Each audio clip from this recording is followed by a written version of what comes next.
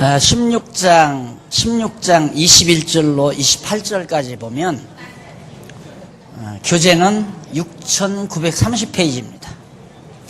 6930페이지 21절로 28절 보면 죽었다가 살아날 것과 왕권을 볼 자가 있을 것을 가르치죠.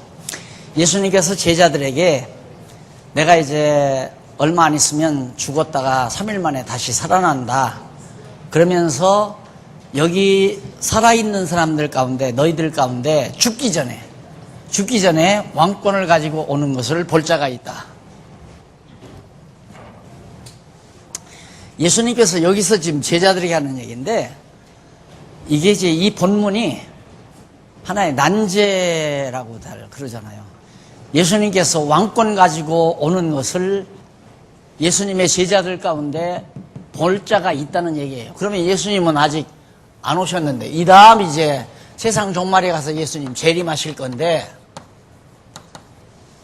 이 성경이 재림할 것을 왕권을 가지고 오는 것을 제자들 가운데 볼 자가 있다면 지금도 죽지 않은 제자가 있어야 돼요.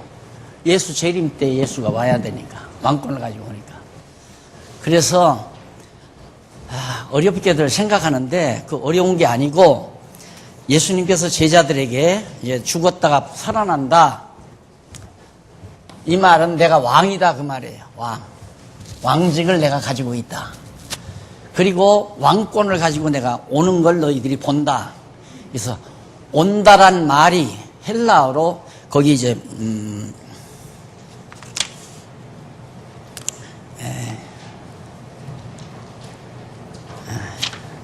헬라어에 보면 온다라고 하는 이 말이 온다, 나타난다 이런 뜻이 있어요. 이 온다라고 번역하지 말고 나타난다라고 번역을 하면 쉽게 이해해 갈 수가 있는 건데 성경을 번역하는 자들이 온다라고 번역해 버리니까 예수 재림 때를 생각하는 거예요. 근데 예수님이 바로 조금 있다가 며칠 지나서 변화산에서 변화된 모습으로 왕권을 가지고 임하신 거죠. 나타나셨어요. 세 제자들을 데리고. 그리고 한쪽에는 엘리야, 한쪽에는 모세. 이 두 엘리야와 모세가 둘이 나타나고 가운데 예수님이 왕권을 가지고 나타나게 된 겁니다. 자, 그래서 17장 1절로 8절에 보면 6933페이지 1절로 8절에 보면 변형된 왕의 형상을 보이며 하나님의 아들임을 가르쳐 줍니다. 변화산에 베드로와 요한과 야고보 세 제자만 데리고 가죠. 3명의 제자만 데리고 갑니다. 가서 예수님이 갑자기 변화산에서 변형을 해서 변화된 모습으로 나타나는데 한쪽에 엘리야와 한쪽에 모세가 두 증인이 함께 나타나고 엘리야는 벌써 일찍이 이 시대에 죽은 거고 모세는 이 시대에 1500년 예수님 오시기 전 1500년 전 엘리야는 한 1000년 전 7년 이때 벌써 이미 세상 떠나고 엘리야는 살아서 승천하고 모세는 죽어서 승천했다고 그러죠. 모세의 시체를 찾을 수가 없대요. 그래서 또 성경 유다서에 보면 죽은 모세의 시체를 가지고 싸웠다고 그래요. 천사와 마귀들이 이제 모세의 시체를 가져가려고 하니까 천사가 붙들었었다 하는 대목이 나오는데 그 모세와 엘리야가 예수님 옆에 양쪽에 떡 나타나면서 죽은 베드로와 요한과 야고보가 그걸 보게 된 겁니다. 그 예수님이 약속한 바를 그대로 실천한 거죠.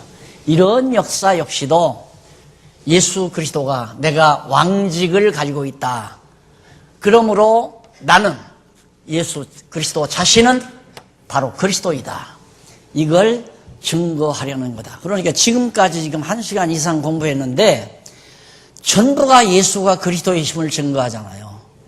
이게 근본 성경의 의도인데 그러지를 않고 이 성경을 읽고 별의별 소리를 다 한다 이 말이에요. 물고기 2마리하고 떡 5개를 소년이 갖다 놓으니까 예수님께서 축복하니까 5,000명인가 4,000명인가 먹고 일곱 광주리가 남았다. 이것이 기독교가 말하는 축복 비결이다. 그러고 가르치잖아요. 축복받은 비결, 전 재산 다 내놔라. 소년이 떡 7개하고 물고기 2마리, 그가 자기 먹고 점심에 먹을 양식을 먹을 수 있는 자기 것을 갖다가 예수님 앞에 몽땅 다 드렸다. 그러니까 예수님이 거기다 축복하니까 펑튀기가 돼서 많은 무리가 먹고도 남지 않느냐. 여러분 복 받고 싶으냐? 내라 이거죠. 그런 식으로 설교를, 그게 설교의 시. 설교가 아니라 그건 약장사죠, 약장사. 예? 그런 식으로 지금 성도들이 성경을 보고 배우고 산다 이 말이에요. 그러니까 교회 안 나오면 못 사는 거예요, 이제. 교회 안 나오면 신앙생활 못 하는 거예요. 교회 가서 목사님에게 매달려야죠. 목사에게 딱 매달려야 돼요. 그래서 어느 성도가 목사에게 제일 관심을 받느냐에 따라서 믿음이 좋은 것처럼 생각하는. 그건 인간 사회에서 어쩔 수가 없더라고요. 제가 조금 해보니까, 야, 이쯤 되면 정말 이러라면 이러고 저러라면 저럴 수 있겠구나. 그래서 이게 다 바보가 되는 거예요. 그러다 보니까 그렇게 따르던 목사가 죽어버리면 그 다음 맥이 풀리잖아요. 그리고 교회가 막 해질해질 버리는 거죠. 서로가 인간적으로 존경하고 뭐 아껴주는 건 좋지만은 신앙적으로 무슨 신마냥 완전히 자기의 구속주 마냥 그렇게 목사를 의지하고 신앙생활하는 그런 피동적인 그리스도인들이 교회를 다 허물어뜨리는 결과를 가져온다. 그래서 스스로가 성경을 배우고 성경에 대한 확신을 갖고 자기 스스로 은사를 찾아서 각자가 주의 몸된 교회를 세워나가는 일, 이것이 올바른 기독교의 기본 자세라고 하는 것을, 성도들의 자세라는 걸 기억하시면 됩니다. 자, 그래서 변화산에 예수님이 호련히 나타나서 변화된 모습을 보여주는 것은 그리스도의 왕직을 가지고 계신 진짜 참 그리스도라는 것을 증거한 내용이다. 그 다음 9절로부터 13절 변형된 왕의 형상을 숨기며 엘리야가 요한임을 가르쳐줍니다. 자, 그러면 변형된, 예수님이 변형이 돼서 왕의 모습을 보여줬거든요. 그걸 숨겨요. 아직 숨긴다 이 말. 왜 숨기는가? 이것도 신학자들이 골치예요. 왜 숨겼을까 이걸? 무엇 때문에 숨겼는가? 안 그래요? 왕권의 모습을 보였으면 가서 너희들 본대로 막 자랑을 해라. 나 봤다. 예수님이 왕이더라. 이렇게 자랑하라고 하지를 않고 하지 말라고 그래. 한번 읽어보십시다. 저희가 산에서 내려올 때 예수께서 명하여 가라사대 인자가 죽은 자 가운데서 살아나기 전에는, 죽었다가 살아나기 전에는 본 것을 아무에게도 이르지 말라. 너희들 요한, 야고보, 베드로 이 세 제자가 봤는데 내려오면서 예수님이 부탁을 해요. 아무 소리 하지 말라. 알려주지 말라. 언제? 그러면 내가 죽었다 살아날 때까지, 죽었다가 십자가에 못 박혀 죽었다가 부활할 때까지, 이때까지 말하지 말라. 이유는 뭐냐면 이 사람들이, 제자들이 그걸 보고 나가서 자꾸 얘기를 하게 되면 예수를 십자가에 못 박아 죽여야 될 바리새인들이나 유대인들이, 야, 그러면 진짜 저 예수가 우리가 기다리고 있는 왕 메시아인가 생각할 거 아니에요. 또 만약에 예수를 그리스도로 메시아로 유대인들이 확실히 깨닫고 믿는다면 예수 죽일 사람이 없잖아요. 예수는 유대인의 손에 죽어야 되는데, 예수는 유대인의 손에 의해서, 유대인의 손에 붙들려서 이방인의 손에 넘겨져 가지고 죽어야 한다 이 말입니다. 왜? 이방인의 손에 죽어야 하는 이유는 유대인들이 죽이면 돌로 때려 죽이는 거고, 이방인 로마인들이 죽여야 십자가에 못 박혀 죽는단 말입니다. 그러니까 붙드는 건 유대인들이 붙들어야 되고 죽이는 건 로마인들이 죽여야 돼요. 그래야 십자가에 못 박혀 죽죠. 그래서 가서 말하지 말아라. 알려주지 말아라. 내가 왕이라는 사실 너희들은 봤지만은 나가서 그 말 하지 말라. 그리고 얘기를 하니까 제자들이 이렇게 묻습니다. 10절에 보면 제자들이 묻자와 가로되 그러면 어찌하여 서기관들이 엘리야가 먼저 와야 하리라 하나이까? 칠판은 다 깨가 없어.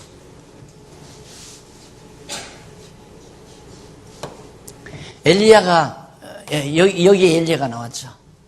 그런데 서기관들은 여기 보면 말라기가 나옵니다. 말라기 선지자가. 근데 말라기 선지자가 말라기 4장에 보면 엘리야가 예수님 메시아가 오기 전에 엘리야가 먼저 온다는 내용이 나와요. 말라기 4장에 보면 뒷부분에 가면. 그러니까 당연히 성경학자들인 서기관들은 장차 메시아가 오려면 앞서 엘리야가 와야 된다. 이렇게 가리킬 거 아니에요. 엘리야가 와야 된다. 그러니까 엘리야도 안 하는데 이게 무슨 메시아냐? 서기관들도 메시아가 그리스도가 아니라는 얘기죠. 그러니까 제자들이 그걸 배웠기 때문에 정말로 예수님이 왕이신 그리스도이시라면 오리라 한 엘리야 아직 안 왔는데 서기관들은 엘리야가 먼저 와야 된다고 합니다. 그러니까 예수님이 답변을 하시기를 11절 예수께서 대답하여 가라사대 엘리야가 과연 먼저 와서 모든 일을 회복하리라. 12절 내가 너희에게 말하노니 엘리야가 이미 왔으되 사람들이 알지 못하고 임으로 대우하였도다. 인자도 이와 같이 그들에게 고난을 받으리라 하시니 그제야 제자들이 예수의 말씀하신 것이 세례 요한인 줄 알더라. 자, 말라기 선지자가 예언한 엘리야가 바로 세례 요한이다 이 말이에요.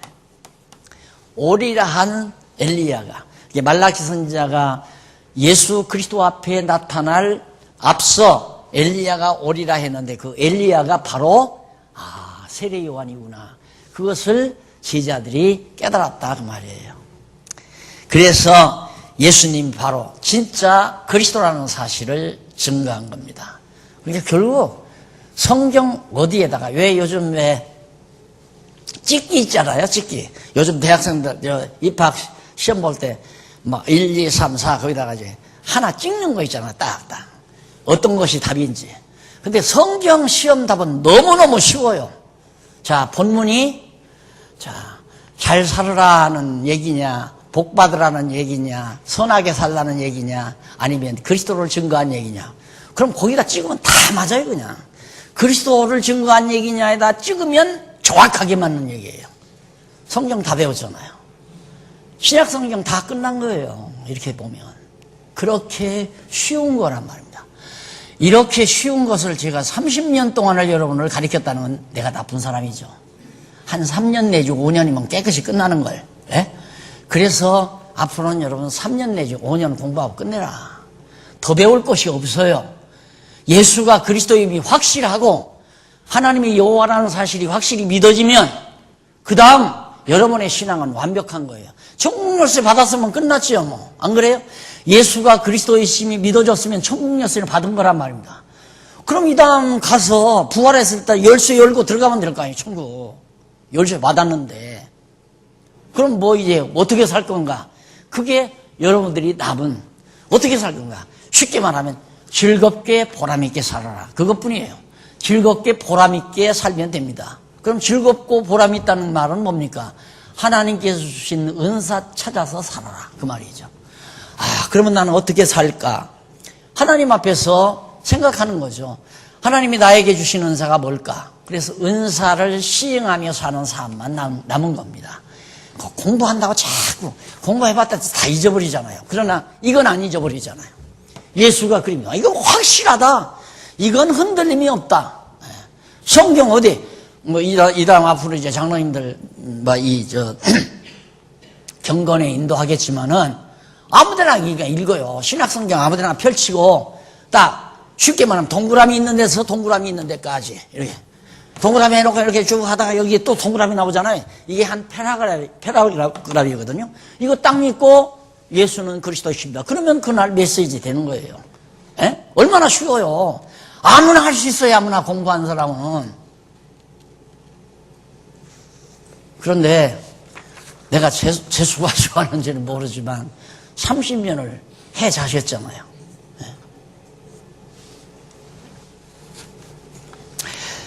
그 다음 표적과 말씀으로 가르치는 내용이 17장 14절로부터 27절까지 나옵니다. 말씀과 표적으로 가르쳐요. 뭘? 왕이시라는 사실을. 내가 왕이다. 이것을 말씀으로도 가르치고 표적으로도 가르치고. 우선 17장 14절로부터 21절. 교재는 6938페이지 나옵니다. 귀신을 쫓아 간지를 고친 표적으로 왕의 위력을 가르쳐 줍니다. 왕이면 굉장히 권위가 있고 위력이 있잖아요. 근데 예수님이 귀신을 쫓아내버려요. 첫 아담은 옛뱀이요 마귀요 사단입니다. 뱀, 옛뱀, 이 뱀. 이놈에게 첫 아담은 졌단 말입니다. 귀신, 마귀요 사단에게. 그런데 둘째 아담 예수 그리스도는 거뜬히 해치워요. 귀신은 꼼짝도 못해요. 근데 귀신이 예수님에게만이 아니라 예수님의 지체인 우리들에게도 귀신은 끄떡도 안 해요. 끄떡도. 그러니까 그 무슨 뜻이냐면 귀신이라고 하는 것은 머리가 복잡하고 혼란스러워서 벙 뜨는 사람이 있잖아요. 그때 귀신이 잘 작용합니다. 맹한 사람들, 허탈한 사람들. 그러니까 허탈한 마음을 가지는 건 공허하기 때문에 머리가 다 비어가지고. 그런데 우리는 머리가 빌 수가 없잖아요. 딱 정확하게 기준이 여호와 하나님으로 딱 이 기준이 서 있기 때문에 두뇌가 꽉 차 있어요. 여호와를 아는 것으로. 여호와를 알고 인정하고 그를 경외하며 그를 찬양하는 것으로 뇌가 꽉 차 있기 때문에 어두운 영이 사단이 침투할 겨를이 없어요. 그러니까 제대로 진리로 무장하고 사는 사람은 귀신 들리는 법이 없죠. 요즘 그 그 무슨 병이라고 그래요? 맹한 병. 에? 에? 치매. 치매 말고 치매 이전에 초기. 우울증. 그 우울증 같은 것들이 두뇌가 텅 비어가지고 공허하니까 우울증이 오는 거예요. 아무런 목적의식도 없고 가치도 못 찾고 의미도 없고 나는 왜 살아야 되나 무엇이 즐거운 것도 없고 그렇게 되면 그건 마귀가 그냥 차고 들어가는 거죠. 그러면 우울증이 되는 거고 그게 심하게 되면 이제 사단하고 교신하는 거고 마귀하고 교신을 해요. 그렇게 안 살려면 막 세상 사람들처럼 막 온갖 욕심으로 살아야 돼요. 막 욕심으로 악착같이 막 돈 벌어서 내가 너 이겨먹는다. 너 나 무시했지. 죽어도 내가 돈 벌어서 너 한번 콧대 딱 해주마. 이것으로라도 머리를 꽉 채우고 살아야 우울증이 안 와요. 이게 욕심으로 채우든가 진리로 채우든가 둘 중에 하나죠.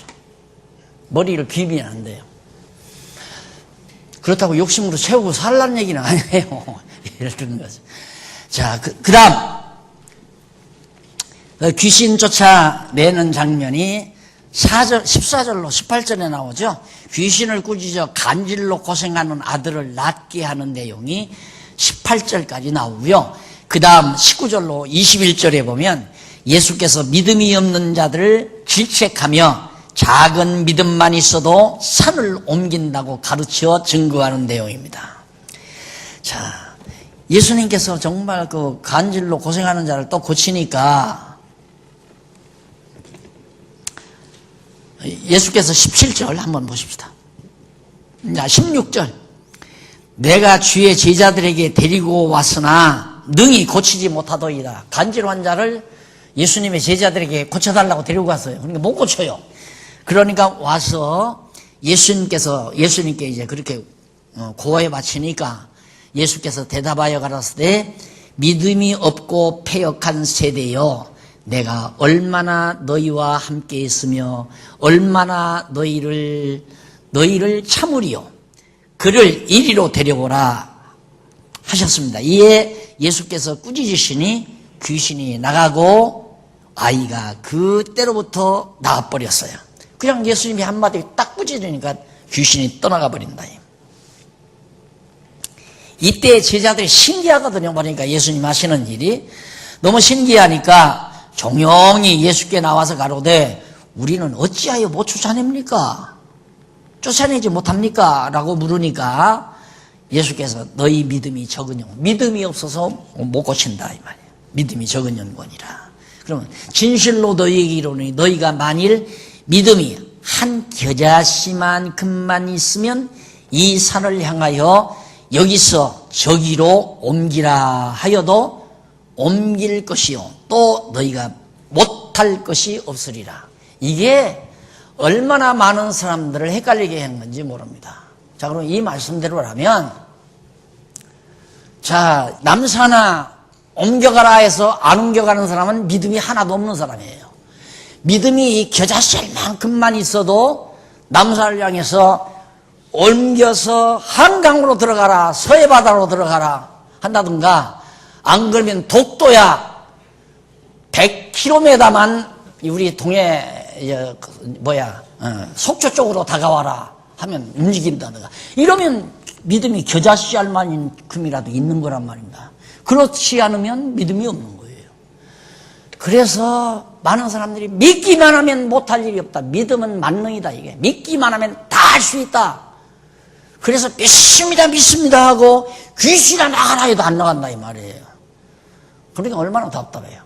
그러니 믿음이 있는 척 하게 되고, 자기는 믿음도 없으면서, 우리 한국에서 뭐 믿음이 제일 강하다는 사람이 삼각산에 가서 기도를 하다가 막 억수같이 비가 왔대요. 그러니까 막 그 냇물이 얼마나 많습니까? 빨리 오기는 와야 되겠는데, 그래서 그때 자기가 믿음을 가지고 계곡물아 멈춰라 이러려고 몇 번 그랬는데 안 했대. 아니면 자기가 그냥 그 계곡물로 막 그냥 밀고 요단강 건너가듯이 그냥 막 밀고 들어가면 될 거 아니에요. 그때 밀고 들어갔으면 저 서해바다 새우밥 됐을 거예요. 새우밥 됐으면 한국교회가 이렇게 혼란스러웠지 않았을 거고. 그게 무슨 뜻인 줄 몰라서 그래요. 자, 여기 한번 6969페이지, 6939페이지 한번 보십시다. 거기 보면 먼저 헬라어 하나 나오는 데 있죠? 중간쯤 보면 율리고 피스티아라는 말이 나와요. 이 말이 무슨 뜻이냐면, 믿음이 적은이라는 말이 바로 헬라어로 율리고 피스티아라는 말인데, 이는 고대 사본에는 믿음이 없는 이라는 뜻으로 아피스티안이라는 말로 그렇게 기록이 되어 있습니다. 이게 고대 사본에는 아피스티안이라고 그렇게 기록되어 있는데, 전후 문맥으로 보아 믿음이 적은이라는 말보다는 믿음이 없는이라는 말이 더 자연스럽습니다. 믿음이 적은 게 아니라 믿음이 없다 이 말이에요. 너희들이 믿음이 적은 연고니라가 아니라 믿음이 없는 연고다, 그렇게 번역이 돼야 된다 이 말이에요. 그래서 다시 말하면 제자들이 간질병자를 고치지 못하는 이유는 믿음이 적어서가 아니라 믿음이 없기 때문에 못 고친다는 얘기죠. 그러면서 진실로 너희에게 이르노니 너희가 만일 믿음이 한 겨자씨만큼만 있으면 이 산을 명하여 여기서 저기로 옮기라 하여도 옮겨지게 된다. 자, 이게 이제 참 많은 사람들을 함정에 빠뜨리고 있는 본문의 말씀인데, 여기 믿음은 인간의 노력에 의한 것이 아니라 하나님의 은혜로 주시는 선물이라는 사실. 에베소 2장 8절. 자, 그럼 보십시다. 예수님은 간질병자를 향해서 나가라 한마디 하니까 바로 나가버려요. 근데 제자들은 안 나가요. 왜? 제자들에게 믿음을 주는 분이 누구냐면 예수님이 제자들에게 믿음을 주어요. 그러니까 이제 얼마 후에 제자들을 밖에 내보내면서 너희들이 가서 그리스도의 이름으로 귀신을 내쫓고 안전망이를 일으키고 표적을 행하게 한다. 그래서 사도권을 부여해서 제자들을 내보내요. 그러면서 하는 얘기가, 너희들이 나한테 거저받았으니 뭘?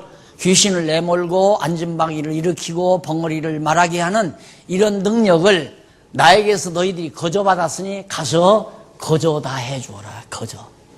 공짜로 돈 받고 하지 말고 거저해라. 저 입구에서 돈 받는 것 같아요. 근데 그건 여러분 차 마시는 거래요. 여러분이 차 마시고 경비 쓰고 그런 거니까 내가 돈 받는 건 아니니까. 예. 거저 주어라 이렇게 말해요. 그 말은 예수님이 주면 이 사나 드리워라 하면 들어간다 이거예요. 예수님이 나에게 믿음을 주면 그 믿음을 주면 남사나 거치장스럽다 한강으로 들어갈 수 있고 독도야 일본 아이들 저렇게 자꾸 고집을 부리니까 조금만 동해안 쪽으로 좀 다가와라 하면 옮겨올 수 있다. 예수님이 그 믿음을 주면 그러니까 그 믿음을 예수님이 줘야 너희들이 행하는 거지 안 주면 못하는 거다 그 말이에요. 그런데 이런 말씀을 번역하나 잘못해 놓으니까 엄청난 함정이 되잖아요. 예. 맞죠? 예.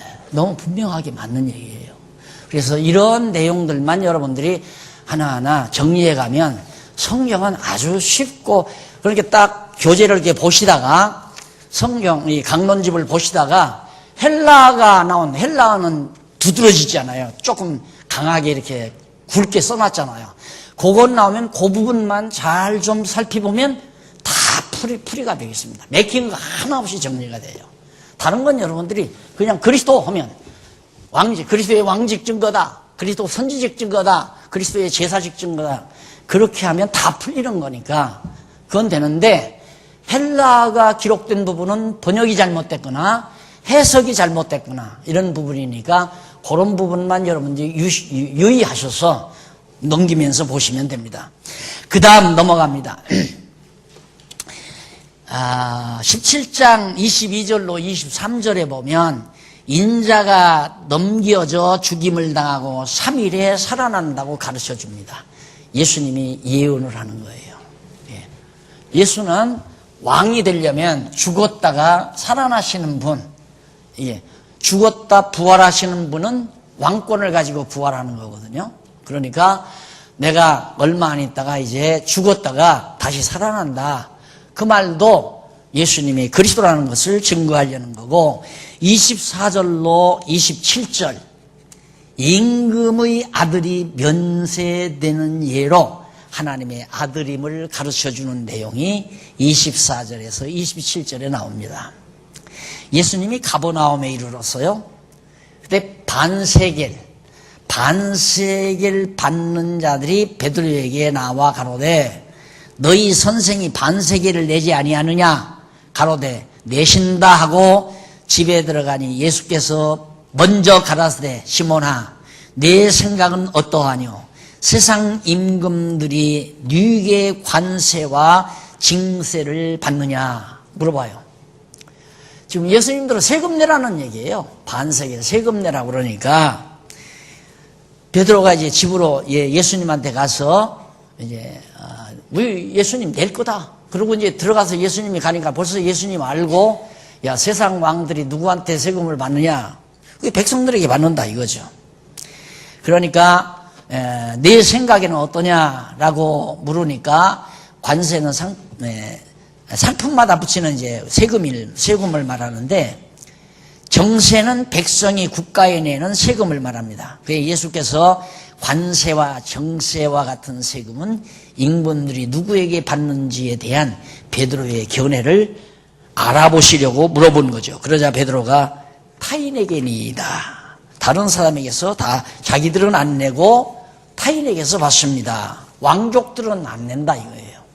여러분 앞으로 요즘 제가 요한계시록 거의 지금 19장 나가거든요. 아마 빠르면 3월 안에 다 끝나고 안 그러면 4월 중순경이면 탈고가 될 겁니다. 그래서 제가 지금 홀가분해요. 상당히 홀가분해졌어요. 이제 막 긴 터널 다 빠져나왔으니까. 근데 거기 보면 마지막 때에 가서는 왕족 아니면 장사 못합니다.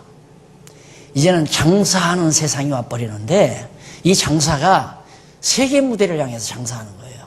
어느 구석에서 뭐 기발한 제품 하나 딱 만들어내면 세계화돼 버린다. 그런데 그런 세계를 향해서 수십억의 인간들에게 팔아먹는 장사를 아무나 안 시켜요. 왕족에게만 그 기득권을 줘요. 그러니까 그 사람들에게 아첨 안 하면 세상 못 살아갑니다. 그래서 짐승 권세가 세상을 판치는 세상이 이제 나타나는데, 여기도 보면 바로 왕족들은 세금을 안 내죠. 다른 백성들에게만 나고. 그래서 예수님이 뭐라고 하냐면, 나는 왕이니까, 내가 진짜 왕이니까 나는 세금을 내지 않아도 되지만은, 그러나 저 어리석은, 왜? 세금 안 내면 지금 잡아다 죽일 거 아니에요. 그렇죠? 세금 안 내면 잡아다가 이제 막 가두거나 죽이거나 국가에 반응한다고. 그러니까 예수님께서 이제 세금 내겠다 그 말이에요. 그래서 그걸 오해케 하지 않기 위해서, 저들이 오해하지 않도록 하기 위해서 세금 내겠다. 그게 6942페이지 위에서 8째 줄, 거기 헬라어 나오죠? 스칸달리저라는 말이 나오는데, 이는 성내다, 실족해야 하다, 함정에 들다, 죄에 빠뜨리다. 그들로 하여금 오해해서 그들이 정말 함정에 빠져가지고 예수를 갖다가 뭐 십자가에 못 박는다거나, 예수를 갖다가 지금 당장 아직 때가 안 됐는데 죽여야 될 때가 와서 죽여야 되는데, 저들이 오해해서 미리 갖다가 나를 어떻게 해요? 고문을 하거나 고통을 주거나 그러지 않기 위해서 낸다 이 말이에요. 이 말은 무슨 얘기냐면, 나는 왕이다 그 말이에요. 나는 왕이기 때문에, 왕이 세금 내는 거 봤느냐? 나는 왕이니까 세금 안 내도 되지만 저들로 하여금 오해케 하지 않기 위해서 내가 세금을 낸다. 따라서 예수는 왕직을 가지고 계시는 그리스도라는 사실을 이렇게 분명하게, 알고 보니까 너무 분명한데 모르고 보면 전혀 저게 무슨 소리인지를 모르는 거죠.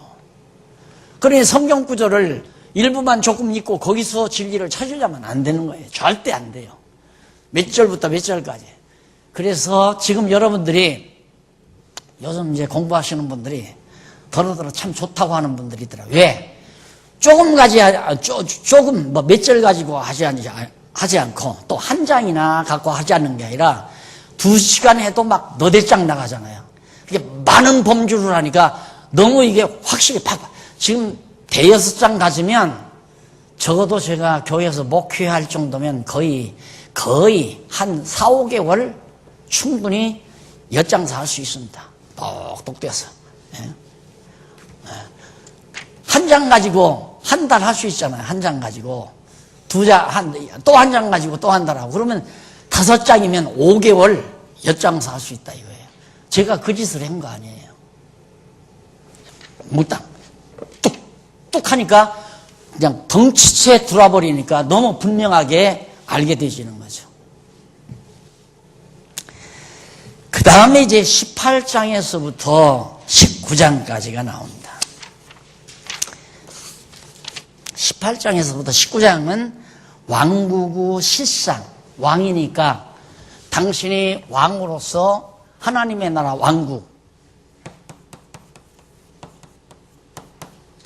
왕국을 당신은 알잖아요.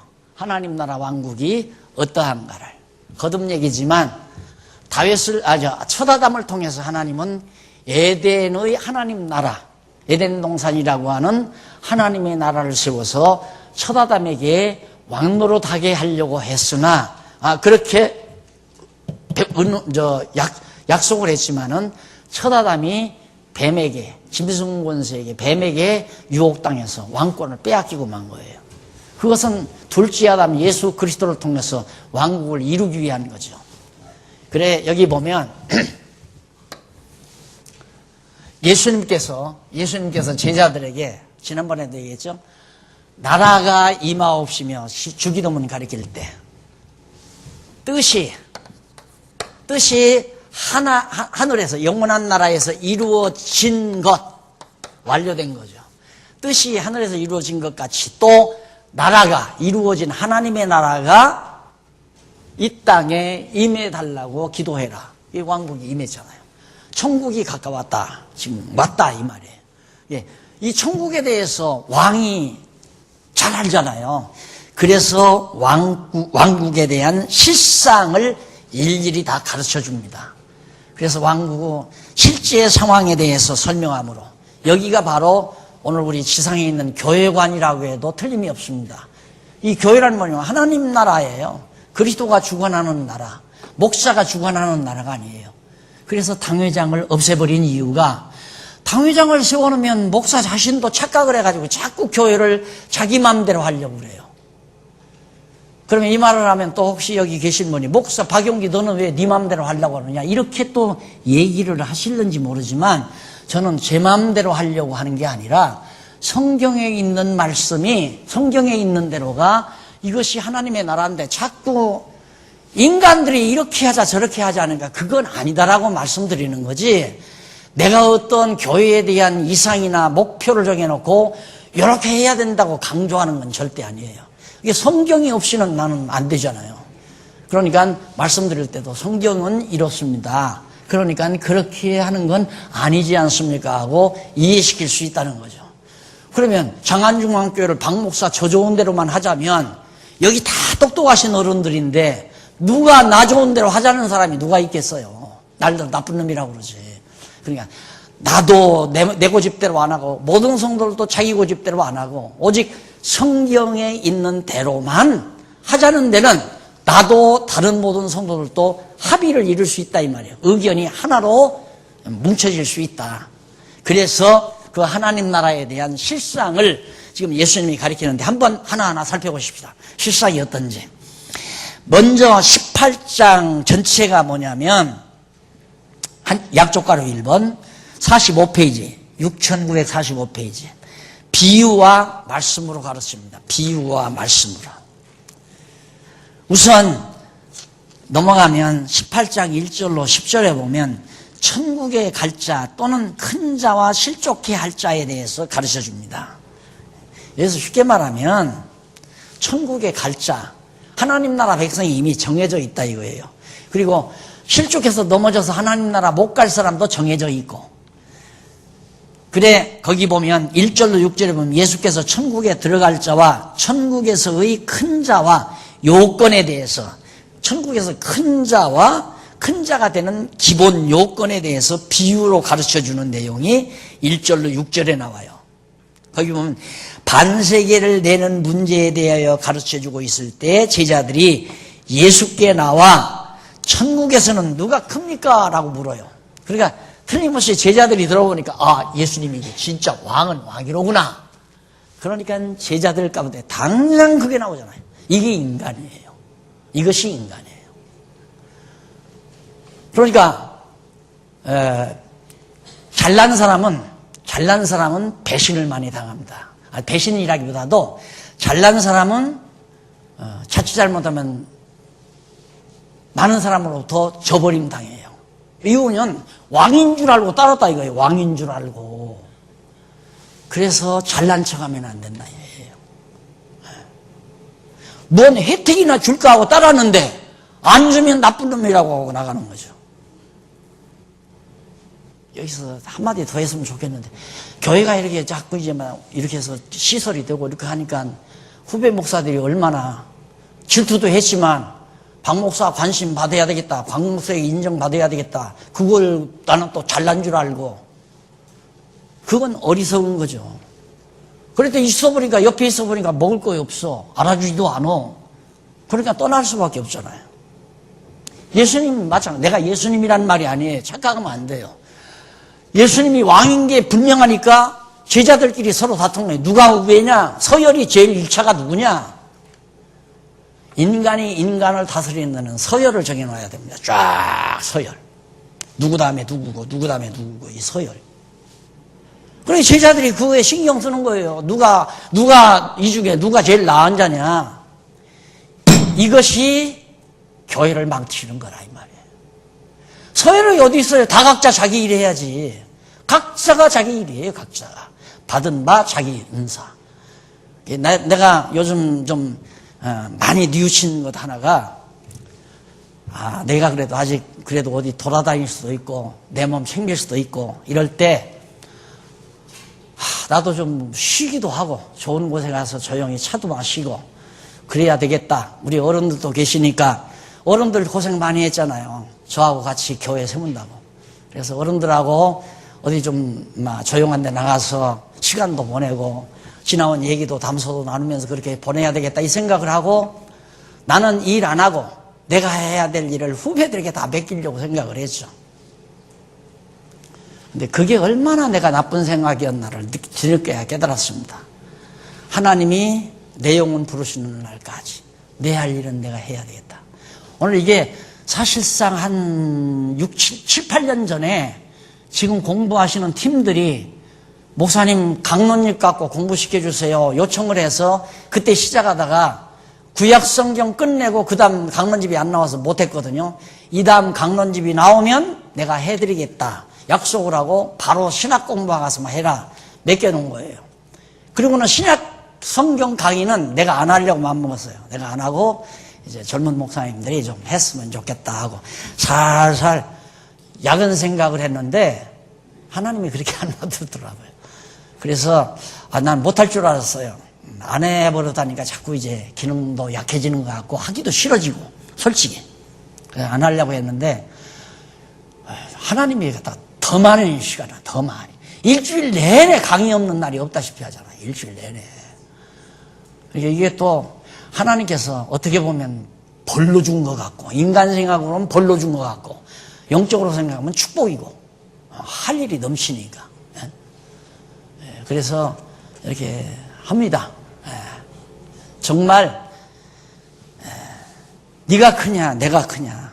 그러니까 예수님께서 천국에서는 가장 작은 자가 큰 자니라 그렇게 가르치죠. 작은 자가 큰 자니라. 예. 예수님이 가장 작은 자예요.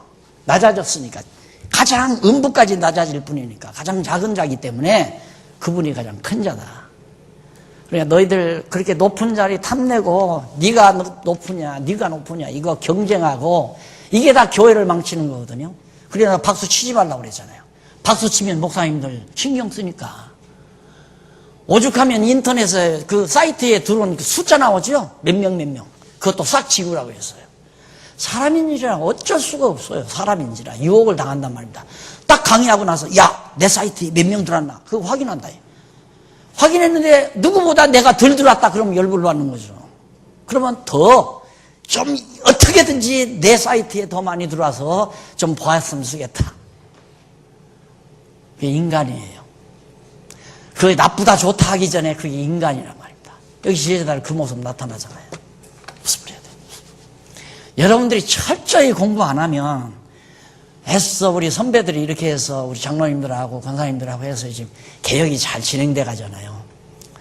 이거 여러분들이 정말 철저하게 잘 하지 않으면 20, 30년 지나면 다 도루묵 돼버려요. 다. 그래서 잘난 사람들이 확 걷어잡아버리고 이래라 저래라 하고 그냥 다 거머쥐고 권리 거머쥐고 그러고 다 움직여가게 돼 있다. 자, 그리고 나서 예수님께서 그 실족해 하는 일 7절로 10절에 보면 47페이지 중반에 나오죠. 7절로 10절에는 예수께서 실족해 하는 일이 있을 것과 실족해 하는 지체의 처리 방법에 대해서 말해줍니다. 실족해 하는 일이 반드시 있다. 그러니까 실족해는 뭐냐면 자기 이권 취득하려고 노력하다 보면 실족하게 되져요. 자기 이권 취득하려고 노력하다 보면. 그게 가련유도 아니에요. 이건 반드시 있게 돼 있다 이거예요. 그래서 한때는 내가 어떻게든지 성경신학연구소가 순수하게 100년이고 200년이고 지탱이 됐으면 좋겠다. 그 소원 하나밖에 없거든요.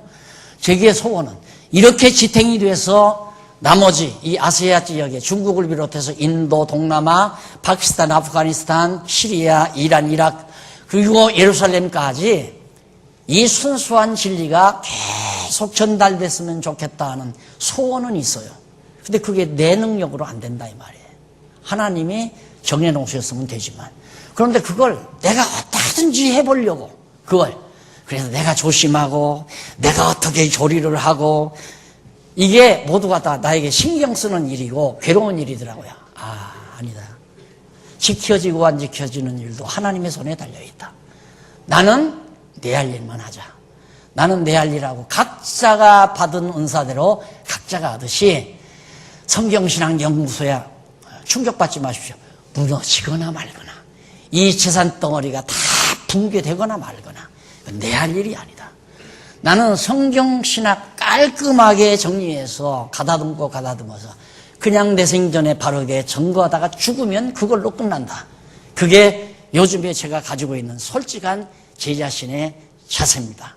그래서 누구 원망할 것도 없고 누구 기대할 것도 없고 누구에게 부탁할 것도 없고 완전히 다각자 하나님 앞에서 받은 바 은사 따라서 이미 성경 진리가 분명하니까 성령께서 이 사람 쓰기도 하고 저 사람 쓰기도 하고 억지로 일을 시키려고 노력할 필요도 없고 각자가 하는 은사 따라 일하면 된다. 그것이 성령께 온전히 맡기는 일이다 이 말이에요. 그래서 가룟 유다가 이미 예수 팔 것을 이미 구약시대 다 선지자 중에 예언해 놨어요. 그건 반드시 있어야 돼요. 반드시.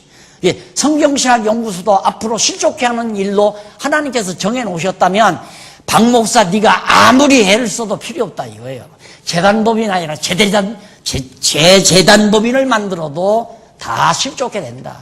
그러나 하나님께서 아시아 시대를 열어가기 위해서 여기 이 일을 시작하게 하셨다면 천하 없는 사람이 방해하려고 해도 이걸 실족해 하려고 해도 필요가 없다. 하나님의 정하신 뜻대로 되진다. 정확한 거 아니에요? 11살 배기가 우리 아는 목사님 손자 녀석이 뭐 장모씨 부흥사가 어느 뭐 연합집회에 가서 설교를 하는데 딱 듣더니만 할아버지 저 목사님 설교 잘못하는 거 아니야? 그러게 왜 그러냐 그러니까 너 못 보고만 네가 그걸 잘못했다고 그래. 가룟 유다가 회개한다고 해서 천국 가는 게 아니잖아. 가룟 유다는 이미 하나님께서 예수 팔고 지옥 가기로 정해진 사람인데 저 목사는 가룟 유다 회개했으면 괜찮다고 가르치니까 틀린 거 아니야? 11살짜리가 그렇게 알다 이 말이에요. 우리 교회 학교도 그걸 가르치자 이 말이에요. 쉽게 말하면 그렇게 철저하게 11살짜리가 뭘 알잖아요. 그래야 이 진리가 이어지니까 반드시 실족하게 되죠. 그 다음 11절로 14절에 보면 구원하기로 작정된 자는 다 구원할 것을 비유로 가르칩니다. 12절에 보면 너희 생각에는 어떻게는요? 만일 어떤 사람이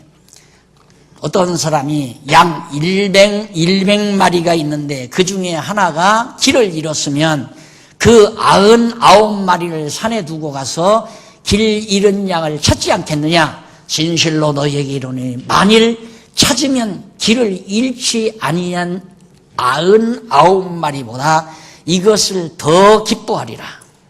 이와 같이 이 소자 중에 하나라도 이뤄지는 것은 하늘에 계신 너희 아버지의 뜻이 아니니라.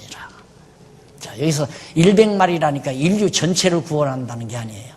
하나님의 양, 하나님께서 이미 택한 하나님의 백성은 한 사람도 놓치지 않고 다 구원한다 이 말. 다 99마리는 길을 잃어버리지 않고 한 마리가 길을 잃었을 때 99마리 그냥 놔두고 한 마리 찾아 나선다 이 말이에요. 예수님이 그러잖아요. 나는 이스라엘 집에 잃어버린 양을 찾으러 왔다. 이스라엘 유다 백성 가운데도 택한 백성이 있기 때문에 그들을 찾으러 왔다가 이제 아까 이방 여인이 말한 것처럼 개도 주인의 상에서 떨어지는 부스러기를 먹습니다. 내 믿음이 크다. 어떻게 네가 벌써 이방인 구원을 그렇게 확실히 믿느냐. 그리고 고쳐줬잖아요.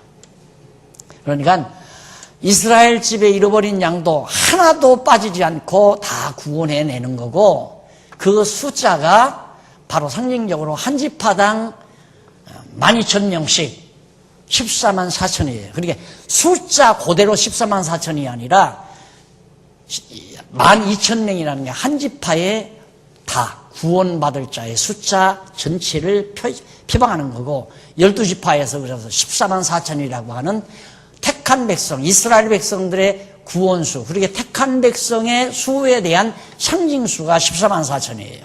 그 사람들은 다 하나님이 채운다 이 말이에요. 택한 백성들은. 그리고 수많은 흰옷 입은 사람들은 이방인들을 가리키고 그건 아무도 숫자가 얼마인지 몰라요. 큰 무리가 따라오잖아요. 큰 무리가. 예, 우리 이방인 가운데 지금 그 수를 채우기 위해서 계속해서 이방 땅에 지금 복음이 증거되잖아요. 유대인의 구원은 멈춰버리고 이방인의 구원 시대가 바로 지금 현재 우리 신앙생활하는 이 시대라는 말이에요. 그러니까 구원하기로 작정된 자들 이미, 왜냐하면 여기 하나님의 나라가 이루어졌잖아요. 나라의 임하옵시며 뜻이 하늘에서 이루어져서 하나님의 나라가 여기 이루어진 것 같이 땅에서도 이루어 달라. 그러니까 저 영원한 하나님의 나라를 이 지상에다가 지금 계시한 보여주는 거예요. 그러니까 여기서 예정된 자, 이미 구원받기로 하나님의 나라 백성이 된 자가 지상에 나와서도 하나님 나라 백성이 되는 거예요. 하나님 나라 백성이 아닌 자가 하나님 나라 백성이 되는 건 아니에요.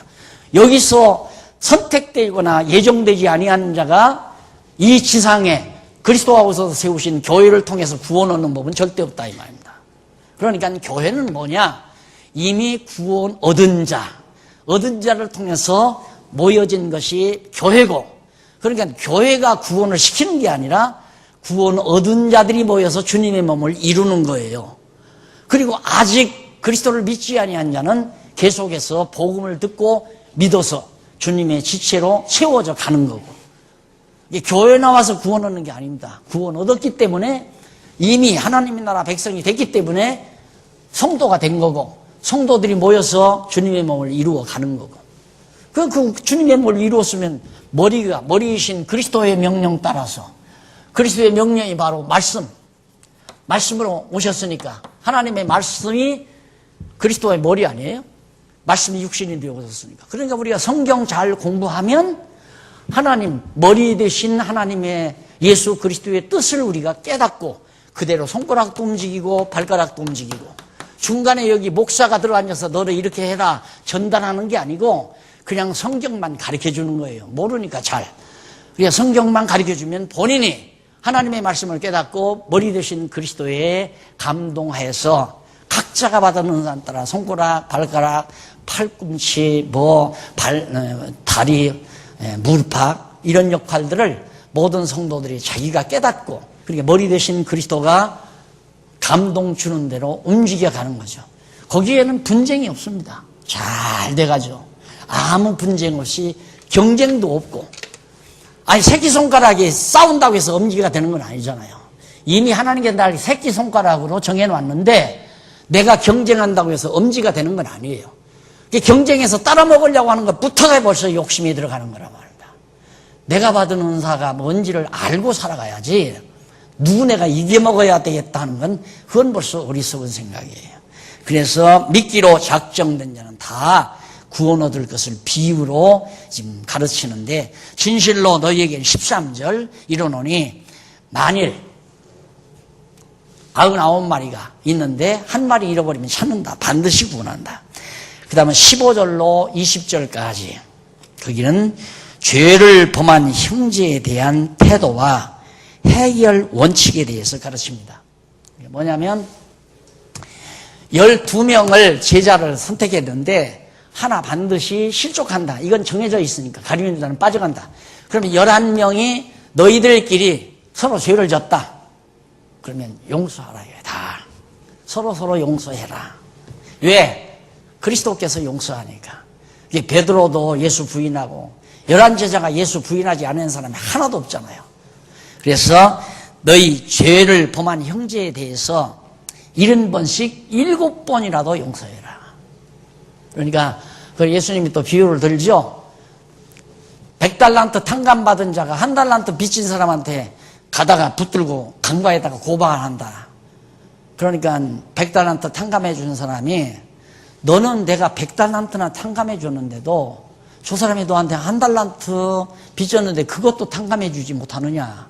그게 바로 비유예요. 그게 천국의 원칙이에요. 천국의 규범, 쉽게 말하면. 그러니까 하나님 그리스도 안에서는 다 그냥 용서해야 돼요. 다 무조건. 내가 엄청 큰 것을 그리스도로부터 용서받았기 때문에 실수한 거, 잘못하는 거, 그거 꼬집거나 트집 잡거나 그거 우리가 정죄하고 우리가 그들을 책벌하고 그런 거예요. 당신은 잘못하면 교회 나가. 이게 이제 과거 체제에서 하는 일 아니에요. 당신 나가 이런 거. 누가 누구를 나가라고 그래요. 나가라고 할 것도 없어요. 나가고 말 것도 없어요. 믿는 것과 아는 것이 같아서 그리스도 머리 대신 그리스도와 연결되면 우리 다 한 지체예요. 중국에 있거나 미국에 있거나 카나다에 있거나 영국에 있거나 상관없어요. 어디라도 다 신령한 연합체니까. 문제는 믿는 것과 아는 것. 뭘 믿는 거 아는 것. 그리스도를 믿는 것과 그리스도의 말씀을 깨달아 알고 있는 것이 하나가 되면 그걸로 교회는 한 덩어리다. 장로교, 감리교, 성결교, 무슨 파 누구를 중심해서 교주 정해놓고 이 지상은요 똑똑하고 훌륭한 사람 하나 딱 내세워놓고 저 사람 중심으로 보자. 그래서 목사님들이 인기 얻으려고 애를 쓰는 겁니다. 내 사람 만들려고. 전도한다는 게 뭐냐? 내교인 만드는 건 내교인. 요즘에는 노골적으로 장로님들한테 혼날 일이지만 혼날 일이라도 솔직하게 얘기해줘. 말씀 전해주고 B교회로 가든 C교회로 가든 뭐 상관 안 해. 필요 없어요 그거 다. 말씀만 바르게 알면 진짜 우리 교인이에요. 그러니까 이번도 중국 선교 하는 거 보니까 우리 교회 전혀 나오지 않는 분이 누군지도 모르는데요. 또 누가 했는지도 모르게 돈 50만 원 딱 선교비 보내주니까 어디서 보냈는지도 모르고 누가 보냈는지도 모르고 또 우리 교회 등록도 하지 않고 남의 교회 집사인데 거기서 선교비 대줘가지고 다 하고. 그런데 우리는 우리끼리만 여기서 동아리 틀고 거기만 딱 해서 틀어서 뭐하게. 거기서 인기 높아가지고 뭐하게 해요. 필요 없는 소리예요. 다 내가 살아보니까 다 헛되고 허탄한 거야.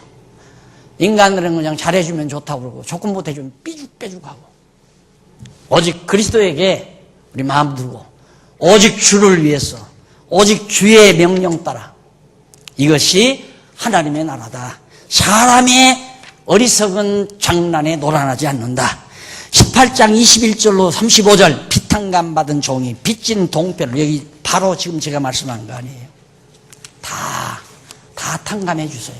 우리는 엄청난 것을 탕감받았습니다. 예수님에게. 또 설교한다. 이게 설교예요.